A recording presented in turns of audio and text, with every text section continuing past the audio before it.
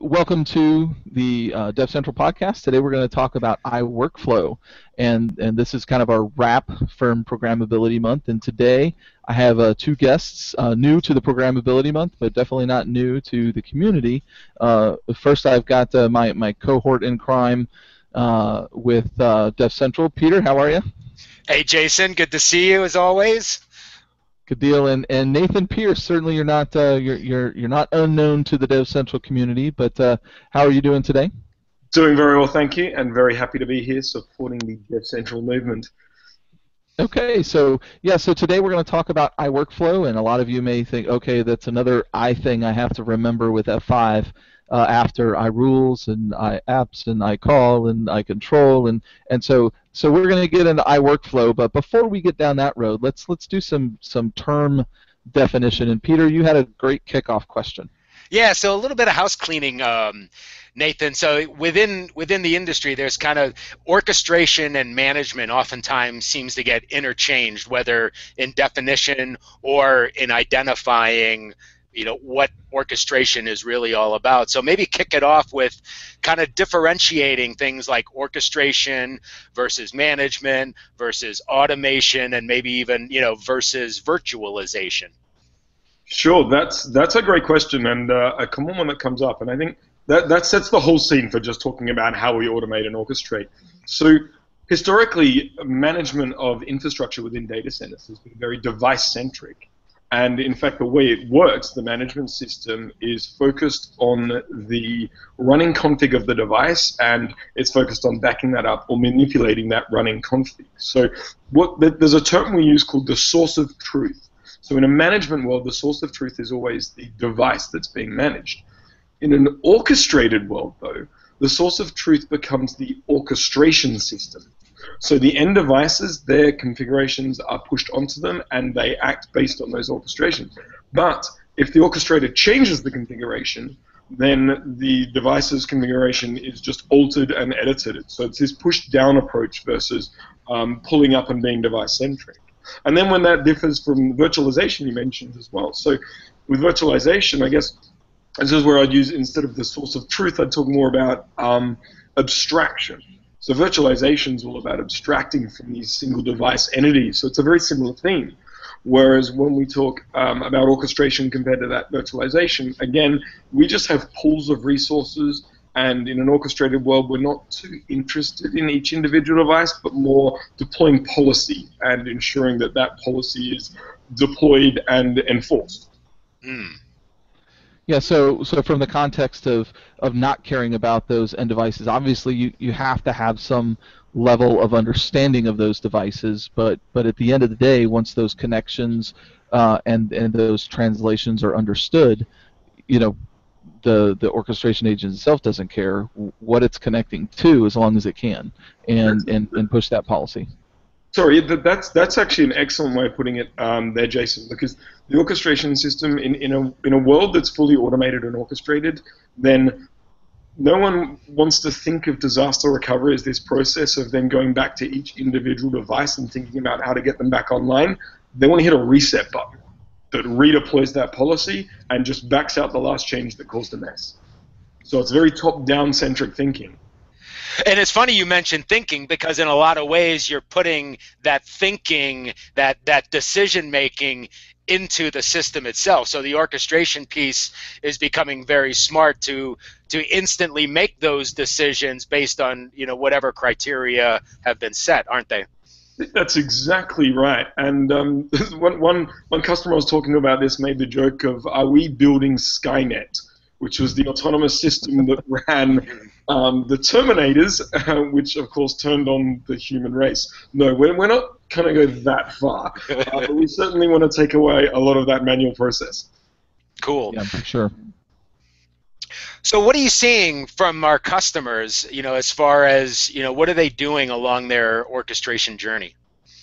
So we try not to be too prescriptive about categorizing people, because everyone has really unique challenges. But to try and help with the conversation, we tend to talk about 3 phases of their evolution, from just getting them off of device-centric, logging onto GUIs and clicking buttons and typing commands. The next phase, like what we call phase 1, is just automating some of those simple tasks. So actually, is there a script that can run through that I just give a couple of variables, and it can do 100 of those lines, me telling about 3 small variables. So this abstraction of just specific tasks. Phase 2, though, is that's when we start to integrate with third-party systems. So maybe I've got an orchestration tool and I want to tell it, you know what, I want to deploy the layer 2-3 services and the F5 layer 4-7 services all together because it's got this clever network-centric kind of tool. And then phase 3, that's getting into just a fully automated service delivery pipelines. We're talking organizations that are interested in continuous delivery where they have maybe a tool like Chef, Puppet, or Ansible that is very well aware of the programmable infrastructure and knows how to tell those commands to say, put this firewall rule on that load balancing algorithm, and then I'm going to run this app stack on top of the lot, and done. So, within F5 and how we kind of explain our solutions, oftentimes we talk about the big IP's ability to know when a server's up or down or when a node is up or down, and then deploying the associated services, whether it's optimization, security, what have you, to that. Where in the phases is that kind of like phase 3 of it, or is it more like phase 2 when it comes up, new service is available, oh gee, I need some, or new application is available, I should say, I need some services applied to it? I think to do phase 2 or 3 successfully, you need to have that feedback loop as well. Because if the source of truth is going to step outside of the devices that are getting the policy, then it needs to know the impact of deploying that policy. So yeah, that is a really important thing. Well, the source of truth might be the orchestration system, which is relevant to phase 2 or 3 kind of deployments. Then when it deploys it, it must have an appreciation of, okay, this much of it worked, but 50% of the servers I told it to look after and load balance and secure didn't come up. It then needs to know, because it might have a fallback process where it says, actually, we need to pull the service and just put an out-of-service page up, because that's going to hurt our business more. So there's definitely a need for feedback once you start getting to integration level. But if you're just doing that first level of just automating a task, like device-centric, but just I'm going to use something like iApp templates, for example, then yeah, you don't need that feedback loop because you're kind of on the box that you're putting it onto anyway. Right. Yeah, and I guess I was more kind of maybe as I thought about it and as you were answering is where in the deployment kind of process maybe do each of those steps occur. So like I think at step 1 it's mostly at that deployment level when you're getting everything set up and sent out, where steps 2 or 3, yes, you do that initial deployment of your systems, but steps 2 and 3 are more kind of as things go along, not necessarily when you initiate, click and go. Yeah, they're far less around this kind of one-off push-a-config mentality where workflows can kick off based on another workflow being successful. Yep. Or a different workflow might kick off based on it being unsuccessful. But it starts to become almost autonomous because it has the intelligence to understand, based on that feedback loop, based on, say, the big IP turning around and saying, far 2 of these servers are up and running, let's not give out that DNS address just yet until we got a few more running. So we don't want to just blindly throw out policy and say, oh, everything's great because the firewall rule worked. It might be a firewall rule protecting a service that's not running. Yeah. So yeah, you need to have a little bit more cleverness built into these things, definitely, once you start getting into those integrated systems. Yeah, and when you move the source of truth, you better make sure that you understand what that truth is, or that's going to be fairly problematic. But I definitely see some real power in that because as you begin to understand that truth source more at the orchestration level, then you really get into all kinds of potential with waterfall services. In that you may want to deploy something at the front door, and for whatever reason the front door needs to move 3 tiers back. That's a business logic decision that really has nothing to do with configuration, and so that's a boom, and your orchestration agent kicks off a little process, and boom, that just moved 3 tiers back, so that you're freeing up the resources on the front end that may be servicing a lot of different parts of your application portfolio. And now that is not as burdened, so that maybe as you get closer back into data crunching or database calls or whatever, and you want to protect specifically some O-Day event just happened, and you happen to have a signature for it, and maybe a generalization existed for that up at the frontier. You remove the general protection for that because you have a very specific protection for it back into the stack. I mean, there's all kinds of things that can be done that you don't ever have to touch configuration for at all, which is pretty exciting. I like that you use business logic there. I mean, maybe it's a situation where you've got your data center architecture running, but you know that you can't have the capacity to protect every service on a large-scale DDoS. So maybe that business logic, that process is actually, if that kind of thing happens for the service getting hit, I push that off to F5 Silverlight.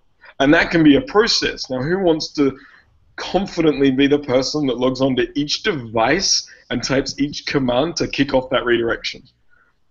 I'd rather automate a lot of that. And even if that's just a phase one thing where it's like, you know what, I'm going to script up what I do on each device, that's still going to save me time. Or if it's integrated, where I have a process where it's an orchestration system that knows this is what I do to that router, this is what I do to the big IP, this is what I do here, and suddenly it's going through Silverline and I no longer have to freak out. But putting those levels of things in, that programming that business logic gives 3 key things. So, I mean, just time to market for new deployments, or time to react to any situation that happens. I can react a lot quicker if I'm not typing all the commands in. But then by not typing the commands in, I've also reduced my exposure to operational risk. Because the more I type in, the more likely my fat fingers are going to type something wrong. So it's moving that operational risk out of the way of, I'm in a DDoS attack, I need to be able to act quickly, and with haste is when I'm going to make more mistakes. And then those two things together, that's going to give me architectural simplicity. I don't need to get out on a whiteboard when I've got some chaos going on and start writing through, well, that system has to be touched before, this system has to be touched, and that. But I've already worked that out because I programmed that business logic into a workflow, and I can just kick it off.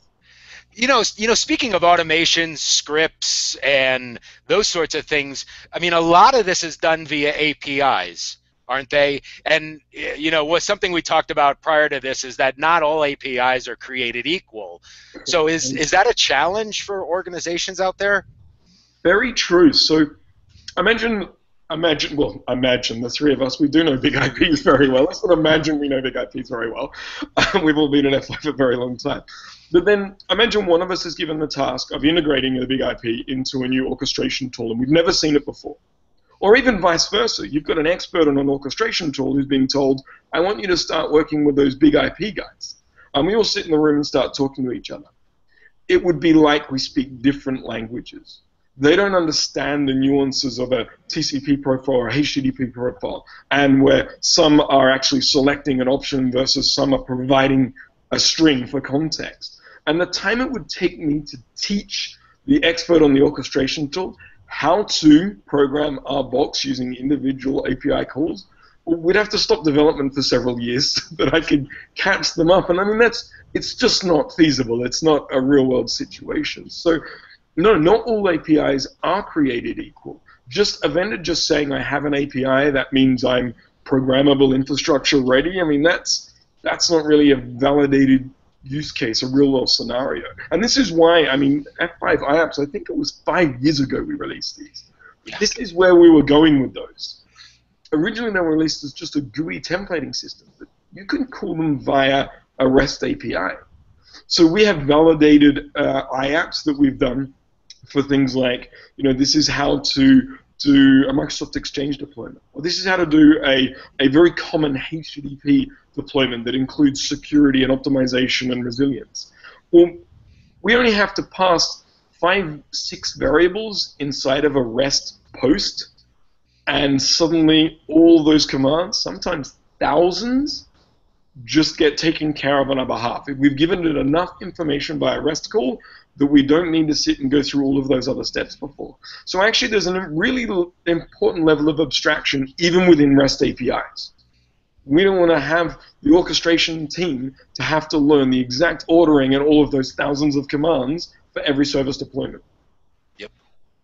Yeah, there's a lot of power in that, and you talk about the IAPS, and that's kind of that, the core building block of building out an application service on a specific device on the big IP. And so you go through we just did IAPS last week, was the focus, and I went through in day 3 of modifying an existing IAP, and it had the new IAP packaging utility that I haven't messed with since it was introduced. I was like pre that, so even modifying it to make it behave well, there's a lot of complexity in there. And then on Thursday I created one from scratch and went through the debugging process of so there's a lot that goes into the development of those, and specifically on the ones that are F5 contributed leading to F5 supported. They're wildly complex, and the team, Fred Slater, who was on with us last week, wildly complex IAPS, and they're reducing what used to be 100+ page deployment guides. And you talked about, Nathan, making typos for changing a service. Well, just deploying a service before IAPS and trying to go through a 100+ page deployment guide and get something right. And on the first try is just the reality of that is just not there. And so having IAPS to be able to answer a few questions, and this is the device level. I'm going to go through a little tutorial, or not a tutorial, but a little script of questions. I'm going to fill in some blanks, and boom, my application service is deployed on the device side.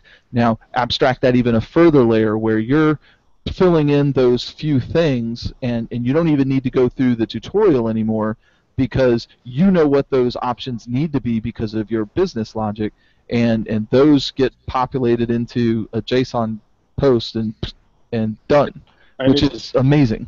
It's redeployable. It's reducing exposure to operational risk by an immense level, because there's thousands of commands. I talked to a customer last year who they went down the path of wanting to just document all of the commands for their top 3 deployments via the CLI, by using our TMSH, TMOS shell. It took them 6 months. This wasn't every day, to be fair, but it took them 6 months to document the 3 most common deployment types. And they actually wished they'd had the time to do more with their big IPs, but they couldn't. We showed them IAPS. In 7 days, they translated those 6 months worth of commands into one IAP and 3 different REST calls.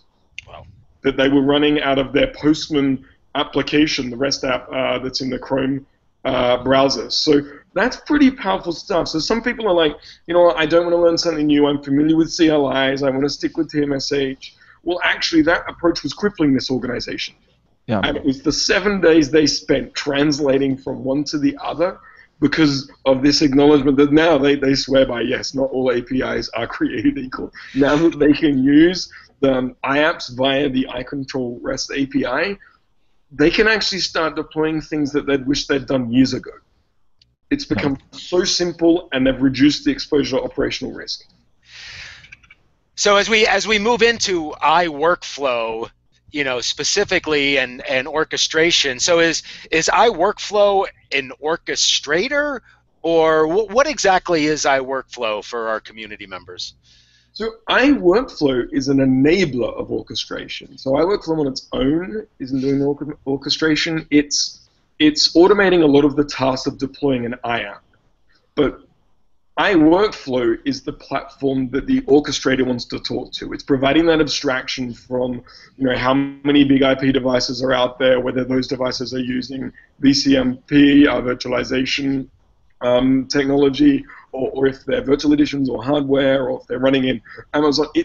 The orchestration system doesn't need to know those things. iWorkflow is providing that abstraction and is allowing the orchestrator to just very simply push out those templates as needed. And so there's a real strong connection, obviously, between iWorkflow and iApps, which we were just talking about, isn't there? Exactly. I mean, you need to be using iApps to be really getting the benefit of iWorkflow, but iWorkflow then brings to this multi-tenancy and many other additions as well, and connectors we've written for technologies like Cisco's APIC to run in Cisco ACI environment and VMware's NSX. We've actually written connectors into their environment so we can automate the process of onboarding a new virtual edition and getting it up and running and deploying a policy to it. The whole thing can be done really, really quickly now. You know, I find it also pretty interesting. You talk VMware, you talk Cisco, and many of these other frameworks out there. In a lot of ways, right, the cloud has, I dare say, forced a lot of vendors to work together and create these connectors, if you will, so that, you know, these various proprietary systems, for lack of a better term, can now communicate and function with each other. Because really, according to, you know, as far as the customer is concerned, they, you know, they don't care that you two may, you know, be bickering over something else over 5 years ago or something. They have the two systems and they just want them to work, huh?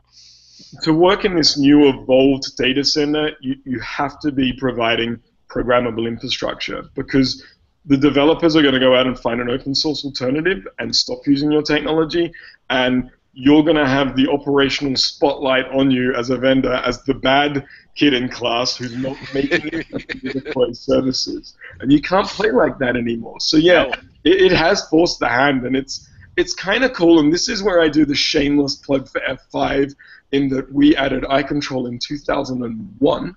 We were ready for this a long time ago, so it's nice and solid, and that's it's great to see now that we can use that for not just people at a command line or in a Python script talking to their big IP. We're now exposing that into third-party systems and these much greater sources of truth that that can tell us what policies to deploy and how. Yeah. Yeah, and the switch from not really switch because we still support both, but the switch from iControl SOAP to REST was a further enabler of us playing in those orchestration environments, because the burden of SOAP payload and all that is, well, it's a burden. But using native HTTP, that everything, as a transport protocol, everything is HTTP in these environments, and so it made sense to go the REST route. And we're not quite at parity yet, but we're getting there. Well, you just reminded me of something that pretty key to iWorkflow, a key differentiator here. So iWorkflow, we have the ability now to also do REST extensibility. So we have our REST API, but then we don't know everybody's environment and every third-party tool they might want to use to talk to our technology. So it'd be wrong of us to lock that down and make customers wait for a roadmap of the many different tools, or continuous deployment tools or DevOps tools. So what we've done is we've created the ability on iWorkflow where you can actually write your own Node.js microservices that do your own workflows. So I can actually write a fairly short Node script, put it on the iWorkflow, and it will then expose a new URI that was not even there before in the REST framework. And I can call that URI and I can pass it information, and it will do what I told it to. So for example, the onboarding example that we have, it's actually on Dev Central on the iWorkflow wiki page. We've provided the Node.js script that you put on the big IP, and you can parse it, all the information like setting up NTP, time zones, all the onboarding thing, and all we need for that is a management IP address. And we can, in a single URI call, give it the management IP address, and it goes up and does all that onboarding of the device for us. Now that wasn't baked into the GUI and it wasn't baked into the product, but it shows you the power of this REST extensibility.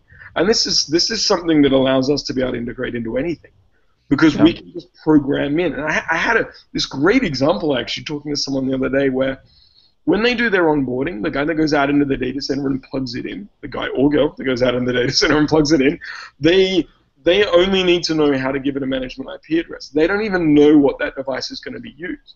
And in fact, the orchestrator might not know until the time of deployment. And what these guys are using now is metadata servers sitting in the data center where they can actually query that at the time that they're deploying and make decisions about what that service is going to be. Yeah. So we can have these workflows on iWorkflow now where we can actually tell it, you know what, during the onboarding, I want you to pause. I'm now going to go off and query a couple of other servers about this app type. They're going to tell me what the new policy is, and I'll make the policy as I go. Like, it's incredible, the power, and this isn't, I'm not giving roadmap here. iWorkflow does that now. We're writing new examples of these microservices, and they're Node.js. I mean, JavaScript is a very well-known and supported language. So we can just plug into the box, so we can start building on solutions and workflows at any time. You don't need a new version of the product. It has event triggers built in now that we can manipulate and use. So it's actually a really exciting time. That level of extensibility, I mean, iRules, which I'm sure you covered in Programmability Week, was just game-changing for data plane. But now we have this within orchestration plane programmability.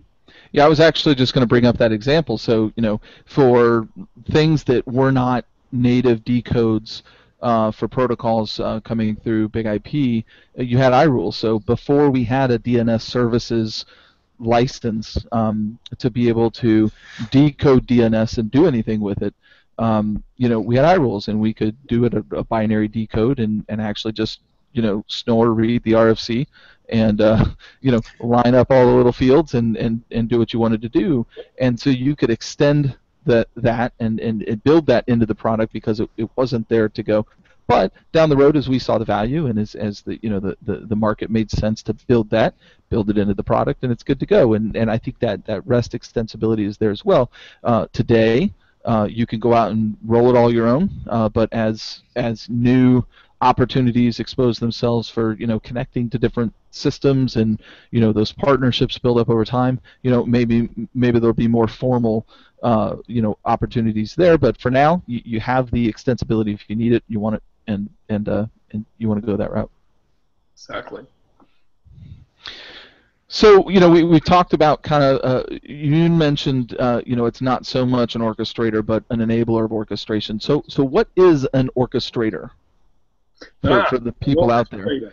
We talk about orchestration, we're talking about workflows, and so we're enabling orchestration. But what is an orchestrator? So think of an orchestra.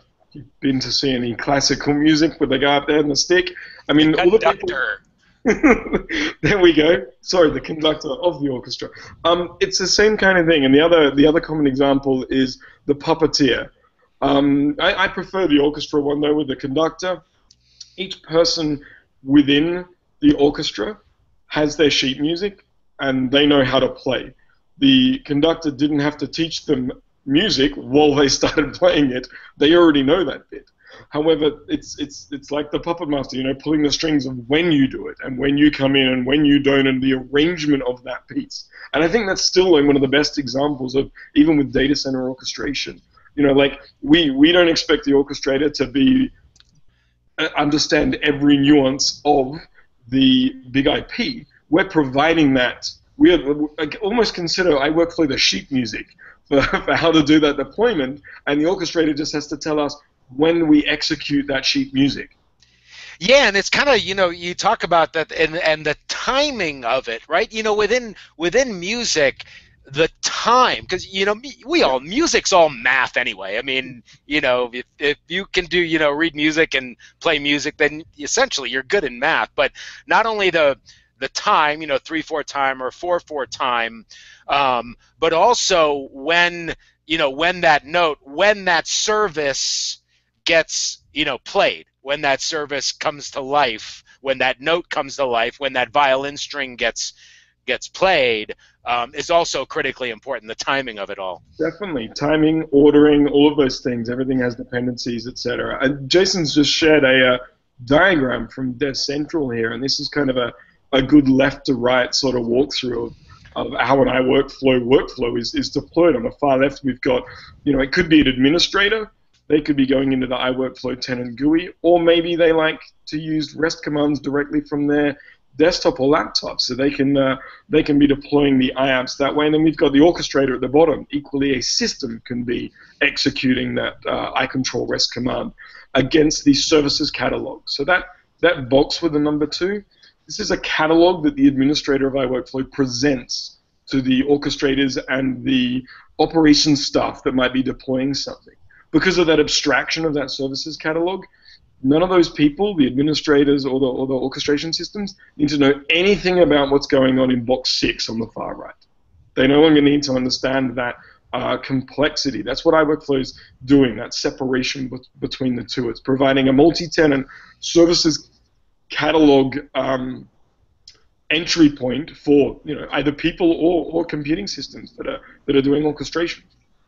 Yeah, I wanted to share that diagram because I wanted to, bring back to the point about an orchestrator is it could be the admin guy who is running the show, and maybe in a lot of places start this way. You start manually, and then as you build your business logic, then you start to build that into the orchestrator system, so that I don't know about you guys, but I tend to be not very trustworthy of new things, and so I will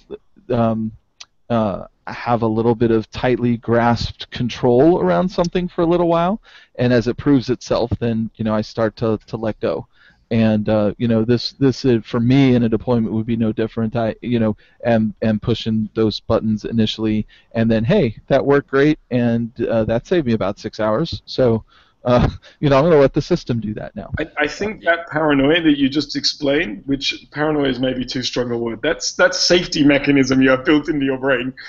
That's exactly why we witness these 3 phases of kind of evolution into orchestration, because people don't want to jump straight into integrating into a continuous deployment pipeline. Actually, they want to just see how much they can script up deploying the big IP config. And then after that, when they're comfortable with that, it's like, okay, let's take that script I wrote and see if I can get my orchestrator to talk to the script instead of me. And it just becomes greater and greater levels of abstraction, moving back from the device-centric kind of thinking further and further away. And this end goal of having the continuous delivery pipeline is because you've got these developers who are generating, they're writing revenue-generating applications. Do you want them waiting on a service queue for the infrastructure team to deploying any of those policies?